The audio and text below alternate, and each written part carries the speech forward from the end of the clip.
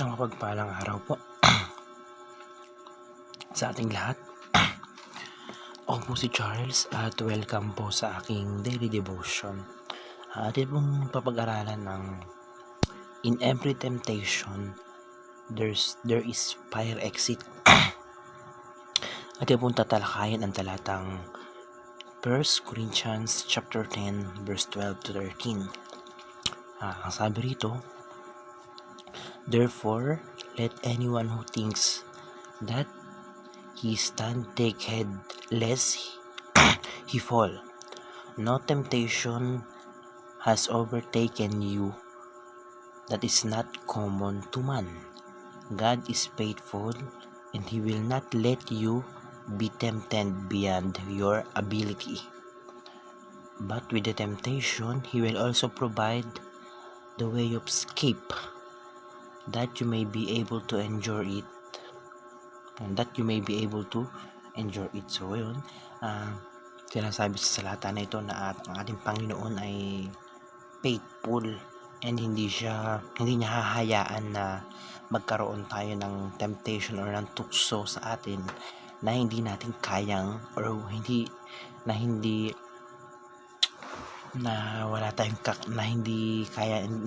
kayang lagpasan.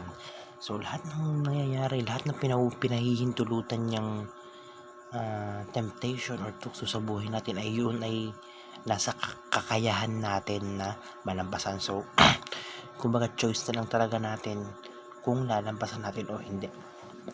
So punta tayo sa unang teaching. Ang sabi rito, sin is a disease so severe that only God grace can cure it. So ayun, ang kasalanan ay parang sakit, para siyang isang malubhang sakit na walang sino mang doktor ang pwede makapagpagaling, kundi ang awa lang or God's grace lang, kung awa lang ng Panginoon natin. So ayun,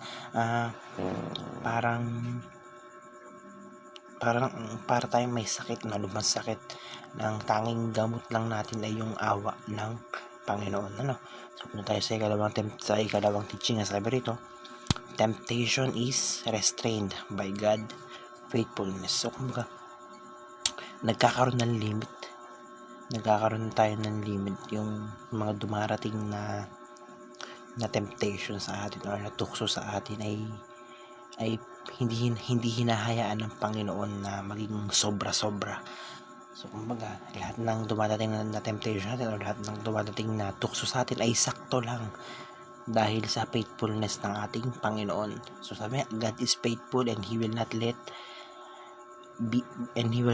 you be tempted beyond your ability. So yun yung sabi sa verse. So yun, dahil sa awa ng Panginoon o dahil sa God's grace ay sakto lang yung binibigay na sakto lang yung temptation na nangyayari sa atin. So sa ikatlong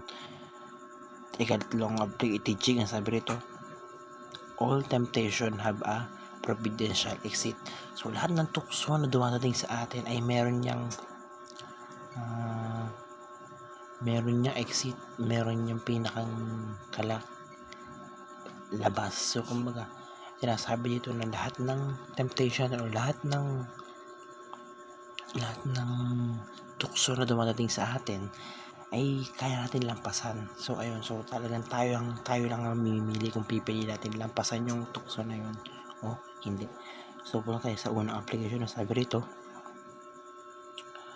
do not give an inch to Satan. So kumaga huwag nating hayaan na merong kahit nakatiting na na magkaroon ng katiting na space yung kasalanan sa ating mga puso. So kumbaga kung maging mabuti tayo sa lahat ng aspeto, sa lahat ng oras, huwag tayong magbigay ng pagkakataon kay Satanas na pagharian tayo or na magkaroon ng space sa mga puso natin. Punta tayo sa ikalawang application. Na sabi rito, trust God faithfulness. So magtiwala tayo sa Panginoon na wala siyang ibibigay na kahit anong tukso sa atin na hindi natin kaya.